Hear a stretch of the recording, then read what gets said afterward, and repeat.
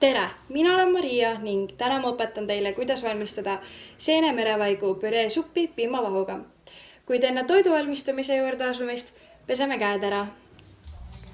Kätepesu on tõsiselt oluline, sest mustade käte kaudu võivad toidu sisse pahad bakterid sattuda ning seda me küll ei taha.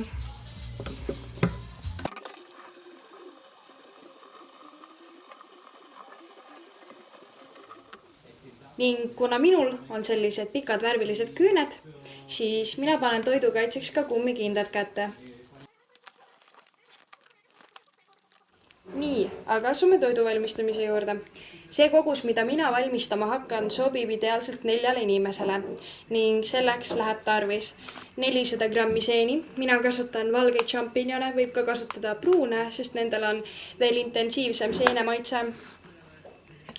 1 porgand, 1 mugulsibul, 2 küüslauguküünt, natuke rohelist sibulat, tilli, 200 grammi kukeseene merevaiku, 100 milliliitrit toidukoort ning kuna meil on seenepüree suppi valmistamiseks vaja ka liiter puljangit, siis selle valmistamiseks kasutan natukene köögivilja puljongi maitseainet, siis või, õli ning maitseained, millest mina kasutan soola ja pipart. Järgmisena loputame seened puhtaks.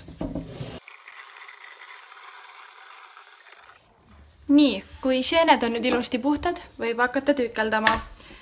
Lõikelaua alla võib panna natuke paberit, et oleks mugavam lõikelauda ära ei libiseks.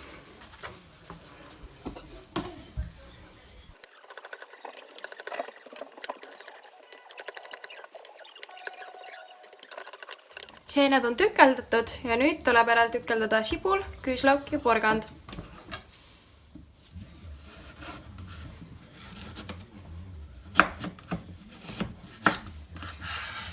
Ning kuna kõik toorained lähevad ju püree suppi jaoks, ei ole see kuju sugugi oluline, et võib tükeldada kuubikuid või poolrattaid, et kuidas endale meeldib.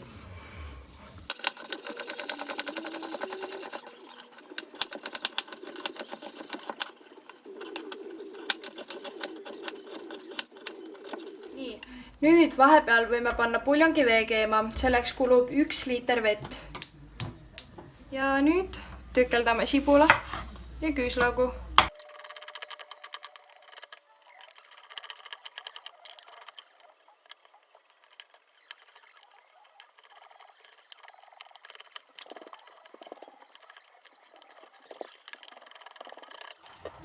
Kui sibul ja küüslauk on tükeldatud, paneme rasvained poti põhja kuumenema.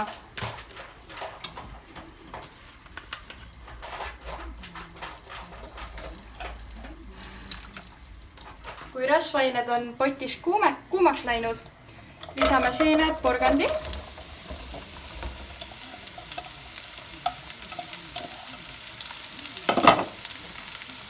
ning sibula ja küüslaugu.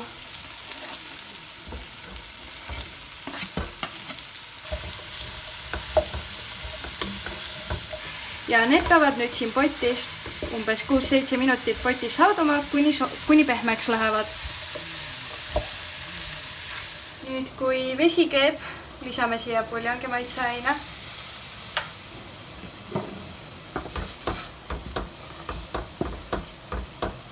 Ning vahepeal maitsestame seened ära. Mina panen ainult pipart ja soola.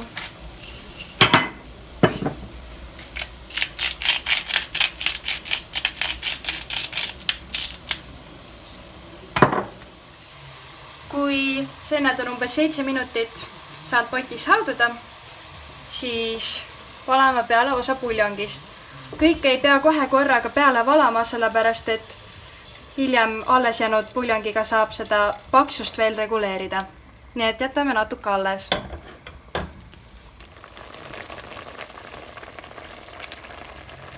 Ja niimoodi peab see keema siin umbes 10 minutit. Natukene enne tulelt äravõtmist lisame tükeldatud rohelise sibula ning tilli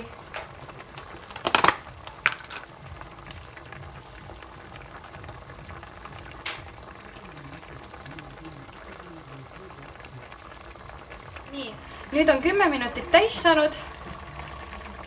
Paneme tule kinni. Ning lisame merevaigu.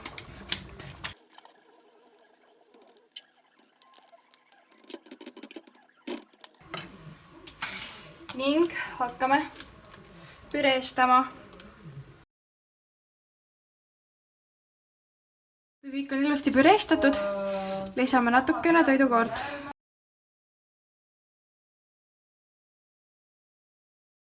Ja nüüd valmistame piimavahu. Selle jaoks on vaja piim valada potti ning hästi madalal kuumusel hakata seda kõvasti vispeldama ning hea oleks, kui on kraadiklaasi, millega saab temperatuuri jälgida ning sellisel juhul temperatuur peaks olema kuni 50 kraadi.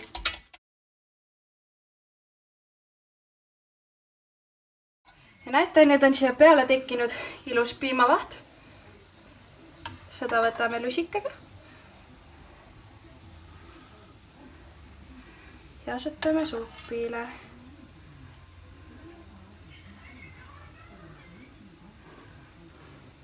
Kaunistuseks tükeldame veel peale rohelist sibulat. Ning nii lihtsalt valmibki imemaitsev seene merevaigu püree supp piimavahuga. Head isu!